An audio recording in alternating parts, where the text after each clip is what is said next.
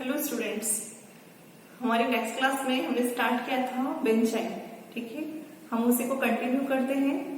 हम बेंजाइन की पढ़ रहे थे केमिकल रिएक्शंस। ठीक है, तो बेंजाइन की जो नेक्स्ट केमिकल रिएक्शन है वो है डिसल्डर रिएक्शन। ठीक है, ये डिसल्डर रिएक्शन है जिसमें कि क्या होता है, साइक्लो एडिशन होता है, अर्थात एक चक्रीय उत्पाद का निर्माण होता है।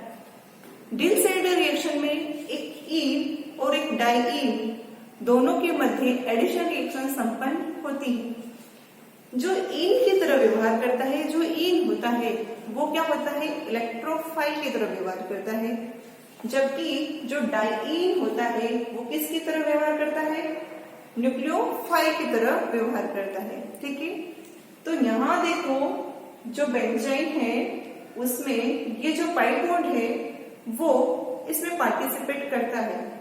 तो बेंजाइन यहाँ पर इलेक्ट्रोफाइल की तरह, जबकि जो डाइईन हम लेंगे वो न्यूक्लियोफाइल की तरह व्यवहार करके इस रिएक्शन को संपन्न करवाती है।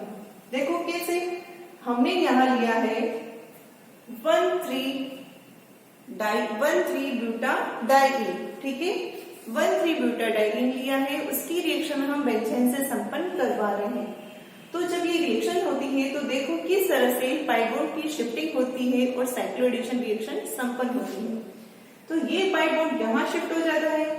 हमें पता है कि पाई बॉन्ड की शिफ्टिंग क्रमागत होती है, क्योंकि इस तरह नहीं होगा तो वो जो कार्बन है जहां पर पाई बॉन्ड की शिफ्टिंग ऑलरेडी हो गई है तो उसकी संयोजकता कितनी हो जाएगी, 5 हो जाएगी, जो कि संभव नहीं है। इसलिए हमें इस तरह पाई बॉन्ड की शिफ्टिंग होती रहती है। तो ये पाई बॉन्ड अगर यहाँ जाएगा, यहाँ जाने का मतलब क्या है कि इस कार्बन और इस कार्बन के मध्य बॉन्ड का निर्माण हो जाएगा। उसके बाद ये पाई इलेक्ट्रॉन यहाँ शिफ्ट होते हैं और ये पाई इलेक्ट्रॉन यहाँ शिफ्ट होते हैं। यहाँ शिफ्ट होने का मतलब ये है कि इस कार्बन के पास नेगेटिव चार्ज है, यहाँ जाने के बाद इसके पास पॉजिटिव चार्ज है, तो इन दोनों के मध्य बंध का निर्माण हो जाएगा। और इस तरह से ये जो दोनों है ये बंध बन गया है। मैं नंबरिंग कर दूं चाहे समझाने के लिए। हमारे पास 1, 2 कार्बन था और ये ए और बी कार्बन है। तो ये ए और बी कार्बन ये है और 1, 2 ये कार्बन है। तो 1 और ए कार्बन के बीच में पाई बॉन्ड की शिफ्टिंग के कारण सिग्मा बंध बन गया है। इसी तरह बी और 2 के मध्य भी सिग्मा बंध का निर्माण हो गया है और ये यहाँ जाकर ये पाई बॉन्ड का इस तरह यहाँ रिप्रेजेंट करते हैं। तो ये हमें एक साइक्लिक प्रोडक्ट का निर्माण हो जाता है। इसी तरह देखिए, ये हमने बेंजाइन लिए है और ये क्या लिया है, डाइईन के रूप में फ्यूरेन। ठीक है, हेट्रोसाइक्लिक कंपाउंड जो होते हैं उसी में हम इसकी स्टडी करते हैं फ्यूरेन की। तो देखो जब फ्यूरेन लिया जाता है तो वही जिस तरह ऊपर शिफ्टिंग हुई वहां भी ऐसे ही शिफ्टिंग होती है। ये देखो ये 1, 2 कार्बन है और ये ए और बी कार्बन है। तो यहाँ ये 1, 2 कार्बन और ये ए बी कार्बन है। तो वैसे ही इन दोनों के मध्य बंध बन गया है और ये जो ऑक्सीजन है ये तरह से बाहर चला गया और इस तरह हमने इसको रिप्रेजेंट किया है। तो ये है बेंजाइन की डिसल्डर रिएक्शन। ठीक है, इसी के साथ में जो बेंजाइन इंटरमीडिएट्स है इसकी जो नॉलेज है अपने सिलेबस के अकॉर्डिंग वो कंप्लीट होती है। अब हम आज से शुरू करेंगे। अब ये आपके 6 इंटरमीडिएट्स आपने पढ़े हैं, ये आपके सिलेबस में दिए हुए हैं। तो इसके साथ इंटरमीडिएट्स जो टॉपिक है वो तो होता है कंप्लीट। आज हम शुरू करेंगे अभिकर्मक रिएजेंट। ये अभिकर्मक के रिएजेंट क्या होते हैं इसको हम देखते हैं। तो देखिए,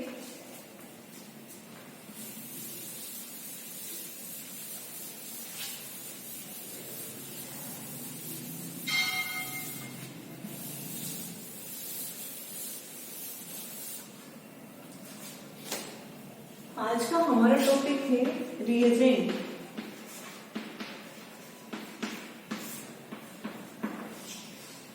हमें पता है कि जब भी कोई रिएक्शन संपन्न होती है तो वहां रिएक्टेंट किसमें चेंज होता है, प्रोडक्ट में चेंज हो जाता है। ठीक है, रिएक्टेंट किसमें चेंज होता है, प्रोडक्ट में चेंज हो जाता है। जो ये रिएक्टेंट होते हैं इसी में 2 टाइप होते हैं, एक होता है सबस्ट्रेट और एक होता है रिएजेंट।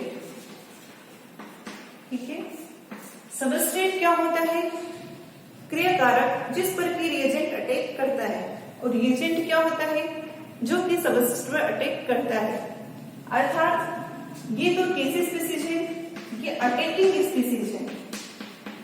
कैसी स्पीसीज है ये अटैकिंग स्पीसीज है, ये सबस्ट्रेट पर अटैक करता है।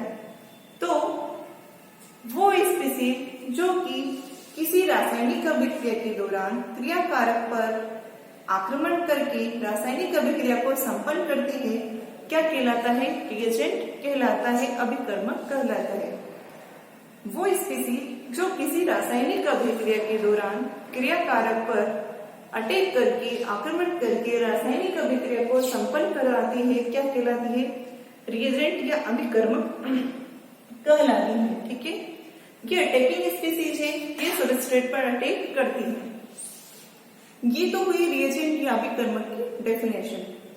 अब ये जो रिएजेंट है ये दो प्रकार के होते हैं। ठीक है, कितने प्रकार के होते हैं, ये दो प्रकार के ये होते हैं। एक तो होता है हमारे पास में इलेक्ट्रोफाइल, ठीक है, और एक होता है हमारे पास में न्यूक्लियोफाइल। इलेक्ट्रोफाइल मतलब इलेक्ट्रो स्नेही, न्यूक्लियोफाइल मतलब नाभिक स्नेही। ठीक है, इलेक्ट्रो स्नेही मतलब ये किससे स्नेह कर रहा है, ये इलेक्ट्रॉन से स्नेह करता है। न्यूक्लियस स्नेही ये किससे करता है, ये नाभिक से स्नेह करता है, जबकि ये इलेक्ट्रॉन से स्नेह करता है। ठीक है, अब इलेक्ट्रॉन से स्नेह कौन करेगा, जिसके पास इलेक्ट्रॉन्स की कमी होगी। ठीक है, जिसकी कमी होती है उसी की तो चाहत होती है। तो यहाँ पर इलेक्ट्रॉन्स की कमी होगी, इसलिए इलेक्ट्रॉन्स की ये कैसे होते हैं, इलेक्ट्रॉन्स न्यून होते हैं। ठीक है, कैसे होते हैं, इलेक्ट्रॉन न्यून होते हैं, इनका अस्तर क्या होता है, अपूर्ण होता है। ठीक है, इलेक्ट्रॉन न्यून है, इलेक्ट्रॉन से स्नेही है, ये कहाँ अटैक करते हैं, जहां पर इलेक्ट्रॉन्स की अधिकता होती है। इलेक्ट्रॉन रिच स्पीसीज पर ये अटैक करते हैं, इलेक्ट्रॉन डेफिशिएंट ये होते हैं। अब हम बात करते हैं न्यूक्लियोफाइल की। हमने कहा कि नाभिक से स्नेह करते हैं। ठीक है, नाभिक से स्नेह करते हैं तो नाभिक पे कौन सा चार्ज होता है, पॉजिटिव चार्ज, अर्थात इन पर क्या है, इलेक्ट्रॉन्स की अधिकता है, इसीलिए कहाँ भाग रहे हैं, धनावेश की भाग रहे हैं। तो यहाँ पर इलेक्ट्रॉन्स की अधिकता होती है, अर्थात ये इलेक्ट्रॉन रिच स्पीसीज होती है। ठीक है, इलेक्ट्रॉन्स की अधिकता है, इलेक्ट्रॉन रिच स्पीसीज है, इसलिए ये कहाँ अटैक करता है, जहां इलेक्ट्रॉन्स की कमी होती है। तो ये अटैक कहाँ करेगा, इलेक्ट्रॉन डेफिशिएंट स्पीसीज पर ये अटैक करता है। ये तो हुई इनकी सामान्य जानकारी। आपको ये याद रखना है कि इलेक्ट्रोफाइल मतलब इलेक्ट्रॉन से स्नेह करने वाला, इलेक्ट्रॉन से स्नेह करने वाला, अर्थात इस पर क्या होगी, इलेक्ट्रॉन्स की कमी होगी, तभी तो इलेक्ट्रॉन से स्नेह करेगा।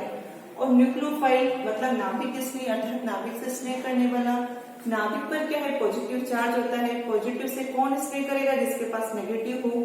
नेगेटिव किसके पास होता है, जिसके पास इलेक्ट्रॉन्स की अधिकता होती है। ठीक है, अब हम आगे बात करते हैं कि ये इलेक्ट्रोफाइल कौन कौन से होते हैं। तो देखिए, जो इलेक्ट्रोफाइल है ये या तो हो सकता है ये पॉजिटिव चार्ज हो, अर्थात इन पर क्या हो, धनावेश हो। ठीक है, जब धनावेश होगा, धनावेश का मतलब क्या है, इलेक्ट्रॉन्स की क्या है, वहां पर कमी है। ठीक है, तो हो सकता है कि पॉजिटिवली चार्ज हो। क्या हो सकता है कि इनका अस्तर क्या हो, अपूर्ण हो, अपूर्ण अस्तर वाले, जो कि क्या हो सकता है, न्यूट्रल। पॉजिटिव चार्ज वाले देखो कैसे, जैसे हो सकता है कि R+ हो सकता है, H+ हो सकता है, NO+ हो, NO2+ हो सकता है, H+ हो। ठीक है, इस तरह पॉजिटिव चार्ज वाले जो भी होंगे, NO2+ को क्या कहते हैं, नाइट्रोनियम, NO+ को क्या कहते हैं, नाइट्रोसोनियम। ये तो है जो पॉजिटिव चार्ज वाले इलेक्ट्रोफाइल की तरह व्यवहार करते हैं।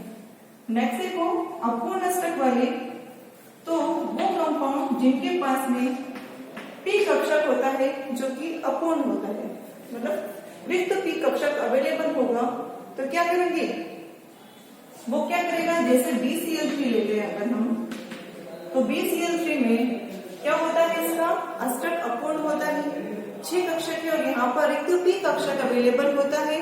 तो रिक्त p कक्षक के अवेलेबल होने के कारण ही ये क्या कर देता है, इलेक्ट्रोफाइल का व्यवहार करता है। इसी तरह BF3 की बात कर ले, BBr3 की बात कर ले, ये सब रिक्त p कक्षक वाले इलेक्ट्रोफाइल होते हैं।